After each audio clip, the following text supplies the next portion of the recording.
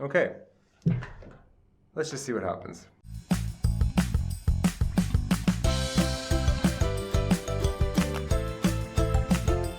Welcome back to another video from Slidecast. My name is Yoyo, and yes, this is the first time you get to see my face. And although I'm not here to make your slides look amusing, I am here to answer some questions for you. I published a post on slidecast.com some time ago asking if the Slidecast community wanted to host a Q&A. They said yes. So I got a lot of questions, right? And this video right here is dedicated to answering all of them. And if you want to check out that post, you can just click on the link in the description or just there, I think. Yeah, there. Now, before going into this is my first ever face reveal video. It's like my first vlog, sort of. I know the lighting is bad. I know the sound quality is bad. I even know that the camera could be bad. But please, just bear with me, right? Give me your feedback. Give me your criticism. I encourage it. I do want to get better at what I do, and I do want to make Slidecast as personal as possible. Because truthfully, Slidecast is about you guys, right? I want you guys to see my face. I want you guys to know that I'm just a regular guy, beard and glasses, just like you. So anyway, on to the questions. Tell us more about yourself. Who are you? Where are you from? How old are you? I really hate these icebreaker questions, but I know they're important, so we'll just get into that one first. My name is Yusuf Abu Gheda, hence the name Yoyo. I'm 29 years old. I'm originally Palestinian, but I was born and raised in a country called Qatar. Now, it's actually not called Qatar. It's actually called Qatar. That's actually the right way to pronounce it, or Qatar. But yes, I say Qatar because a lot of people who I've met from different cultures and speak different languages always say Qatar, even though it's not really right. And yes, that is the country that's going to be hosting the FIFA World Cup 2022, and I'm super excited about that. Why did you start Slidecast? I started Slidecast for two reasons. First of all, I got really tired of sitting in presentations and looking at slides that look like absolute garbage. And yes, I'm talking bullet points, waterfall animations, GIFs that aren't really GIFs, pixelated images, lines left and right and center, and the creative genius who thinks that, you know, if you add a little bit of a gradient here, it's gonna fix things up. No. I really hate those. So I wanted to create a platform where I could teach people how to become better presentation designers. And the thing is, what most people don't realize is that they actually have it in them. They actually think that presentation design is just this niche, or like, you know, only the creatives can do it. Not really. I was a management consultant for 3 years. If I could be a designer, anyone could be a designer, trust me. But on that note, the further you go with presentation design, I promise you, the further you will go with your communication skills. You'll be able to correlate different items of your message, different components of your message, with strong design components to really get what you want to get across. And plus, like, presentation design is something people can see, right? It's something people can feel, right? It's like art. It's one of those few mechanisms where anyone, right, can actually combine details of business with art and creativity. And to me, that's kind of special. Second reason, I actually got tired of doing things for free. Yes, it is true. With great power comes great responsibility. When I became the presentation designer of the office, everyone would come to me for a presentation. Doesn't matter what department, it doesn't matter what position, they'd all come to me for presentations. The position I was originally hired for became irrelevant. I was literally the presentation designer of the company. And I just realized, like, if I'm spending this much time doing presentations for everybody, then I know that there's a market out there for me to sort of, you know, capitalize on. And that's exactly what I did. So although Slidecast content is like 95% free, there is 5% of that content on there that is paid. And if you want to know more about those items, please just click on the link in the description and, you know, click on that button thing there.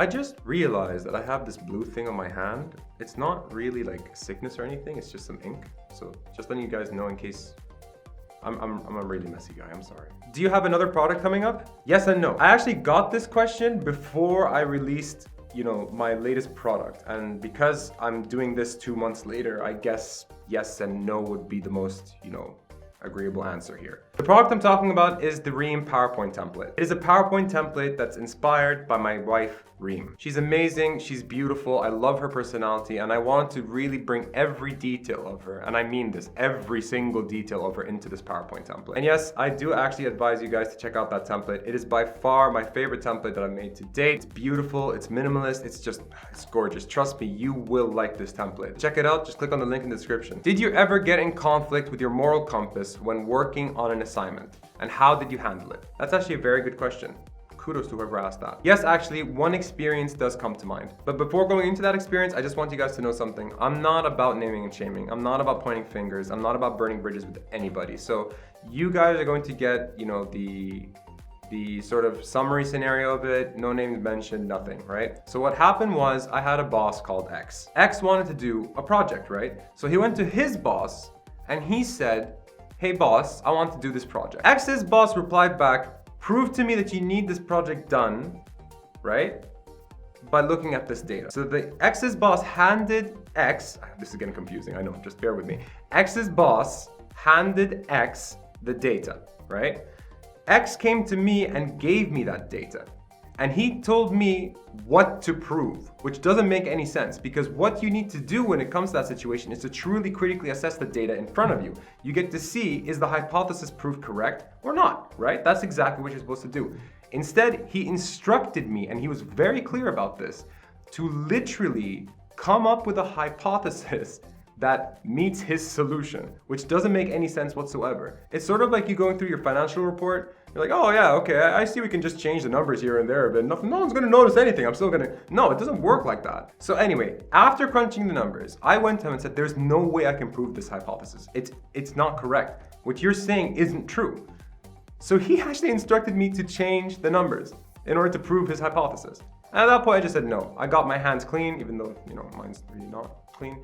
But yeah, I got my hands clean and I said, I'm not doing that. We had a fallout, unfortunate. I had to move departments. It was just this major mess. Again, I don't want to go into what happened to him, nor myself, nor any of that stuff, but that's what happened. It sucked, right? And I know it sucked, but the thing is, when you're in conflict with your moral compass, always go with what's right. Because nothing at all, nothing is worth you living a lie in your career. Because the second you get found out, the consequences are so much worse. So if you have to lose your job, literally, if you have to get fired for it, get fired for it. Your job isn't worth keeping anymore because it's tainted. That's exactly what I believe in. How did you become a PowerPoint rock star? Okay, so I got good during my consulting days. The problem was clients were receiving so many reports, right? And so much information from us that they had no idea how to interpret information at all.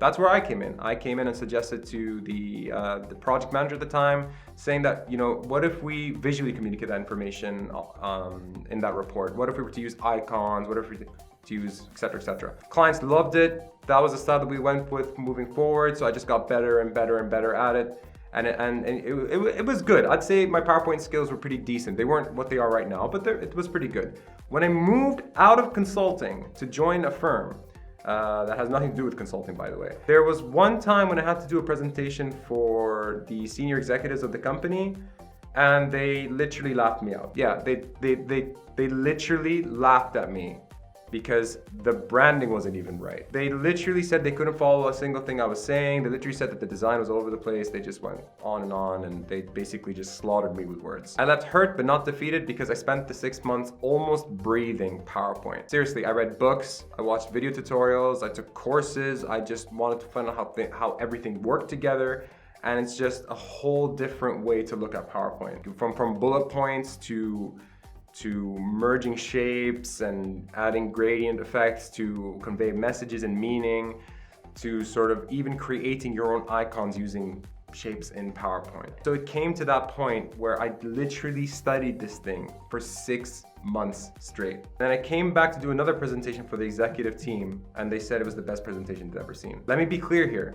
This was not easy. I literally had to stay up nights. I kid you not, I skipped weekends with friends in order to learn this software. Do you have to do the same thing to get to where I am? Probably not. Remember, I did this in 6 months. You could do exactly what I do in a year or two with practice and so on, as long as you're committed to it. But the one thing that has to be there is your passion for it. If your passion for it is not there, if you think you don't have the time for it, if you think any of that stuff, please, seriously, this is not for you. Go download a template, enjoy yourself. But if you truly want to become a presentation designer, if you truly want to become any sort of designer, you have to learn how to practice, and you have to learn how to play with the software.